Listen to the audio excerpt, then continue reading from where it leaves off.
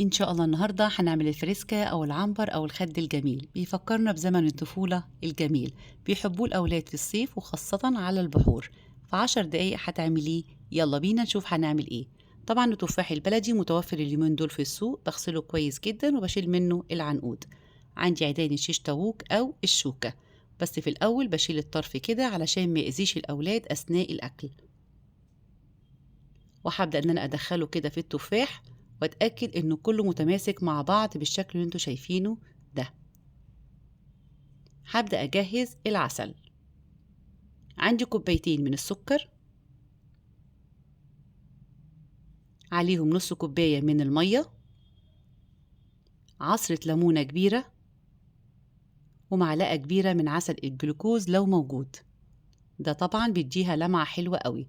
مش هقلبه عشان ما يسكرش مني، برفعه على النار وأول ما بيغلي ببدأ إن أنا أقلبه. وأضيف عليه كده رشة من الفانيليا، وهضيف له لون غذائي أحمر، وهسيبه من 8 ل 10 دقايق يستوي معايا. هبدأ إن أنا أختبره. بجيب شوية من المية الساقعة وهنزل كده بشوية من العسل.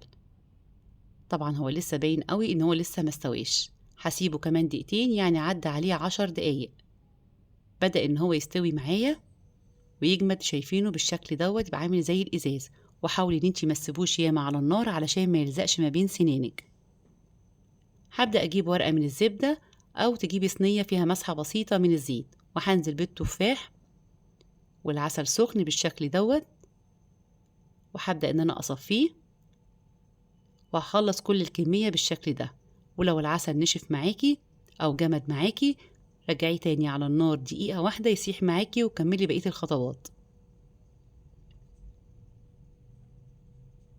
وادي كل الكمية معايا. طبعا فضل شوية من العسل، عملته كده على شكل مصاصات، على شكل أرنوب، شكلها حلو قوي. شايفينها بقى بدأت متماسكة معايا. هبدأ بقى إن أنا أزينها كده. عملتها شرايح كده من الليمون، تدي انتعاش كده بقى للصيف كده بالشكل دوت. ولو عجبكم الفيديو منسوش الاشتراك في القناة وتفعيل الجرس وتعليق حلو علشان يوصل لكم كل جديد. سهل وبسيط، مضمون ومعمول بحاجة نظيفة في البيت، طعمه حلو جدا.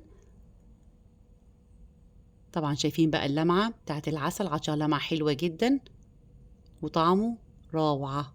جربوه هيعجبكم، وبالهنا والشفا.